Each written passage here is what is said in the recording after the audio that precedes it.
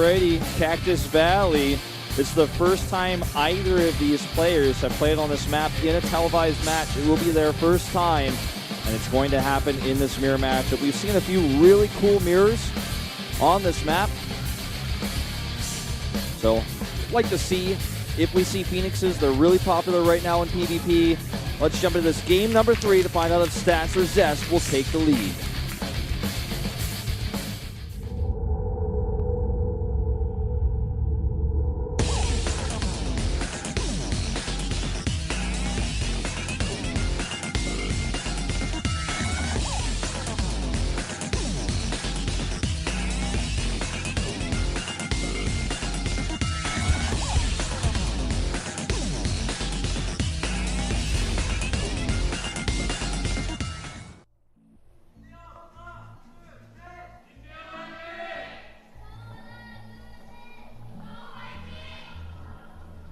The top left in blue cross spawns with Stats.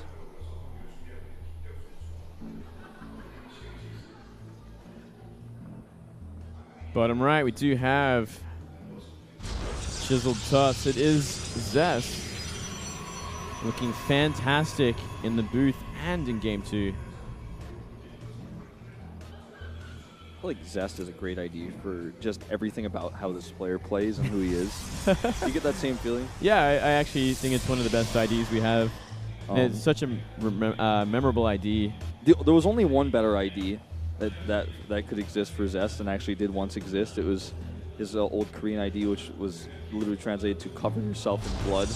I like his PG-13 idea as well, but cover yourself in blood also suits him quite well.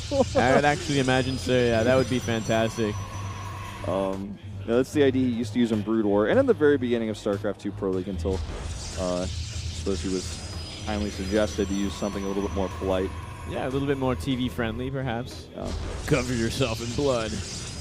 And like before each match, he has like a jar of blood. He just starts wiping on his face like war paint. It's like, damn, that is crazy.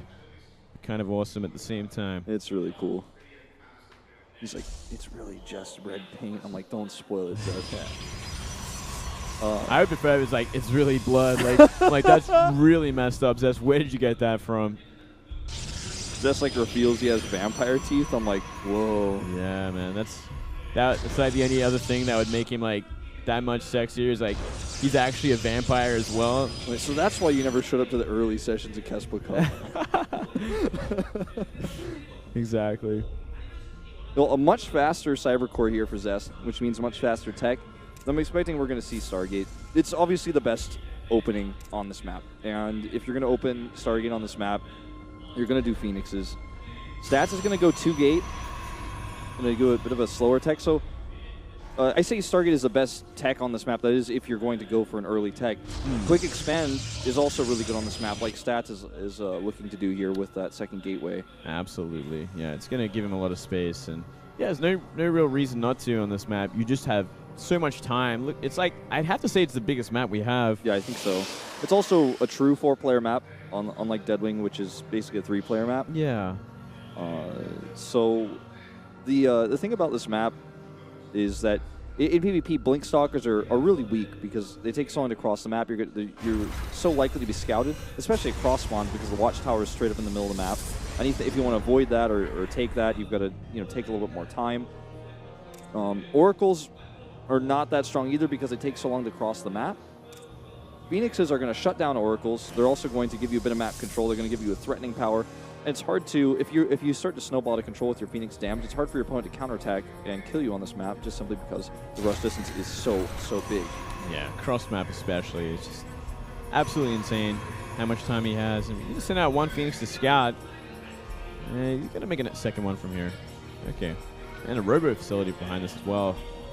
Safety first. DTs can still be viable on this map just simply because you can hide your Dark Shrine anywhere. Yeah, you do have a lot of space to do so. Third Gateway and the Twilight Council going down for Classic.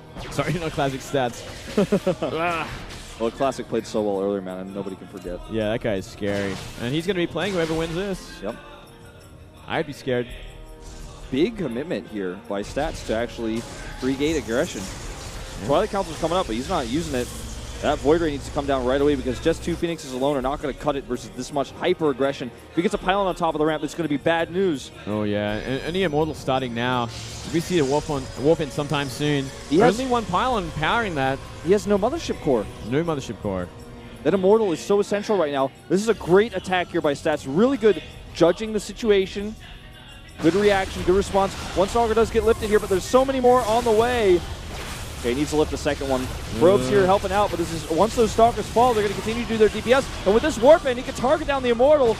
The Void Ray needs to get over here. He needs to get over here now. Prismatic Alignment used too soon, in fact. It's not going to get the maximum amount of Prismatic Alignment here. Still a lot of damage being done, but I don't think it's going to be enough. I don't think it's enough at all. He's going to lose that Void Ray from here. I mean, even if he does get all the kills in these Stalkers, all these probes are going down, and they aren't mining whatsoever. Yeah, losing a lot of mine time. He could just warp in Zealots. Well, he's going to go for Stalkers instead. He could really do whatever he wants at this point. The Phoenixes are going to run out of energy. Ooh! Oh, that could be a game changer.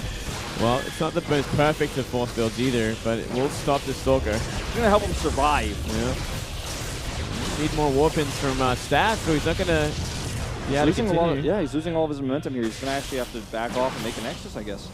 Oh, wow. Such confidence here. Well, he's up 8 probes as well, so if he keeps applying the pressure, he's simply just going to win in the end, right? He's going to simply whittle him down. Yeah, as long as he keeps microing well. Definitely this one could have been a little bit better, but the Phoenixes are out of energy. GG. Yeah, like you said, once you run out of probe, or once you start to get your probe kind of a bit weaker, I guess you just can't keep up. Yeah, well, if you have to pull the probes in that sort of situation, you're essentially always going to be behind in economy. And he did kill, a third of the probes. He killed 8 of them, so he's down to 16. Defender's advantage is almost non-existent in this situation too, because if he gets the kill on you first, he has a whole round of warp gates ahead of you. He's always going to have those 3 Stalkers before you can have any Stalkers. If you're Zest in this case, you don't have that many gateways. Yeah. You're trying to rely on Phoenixes and Void Rays and an Immortal, which got targeted down. He used his Prismatic Alignment too soon, but it didn't even matter. The Void Ray died before it even ran out. Yeah, it really didn't do enough. And this makes it 2-1 for Stats. Going into game number 4 on merry-go-round. Could close it out right here. That's such a great, I guess I would say even a read by Stats. Just in game 2, he's like, you played so greedy. And the second he identified you as being greedy, he's like, no,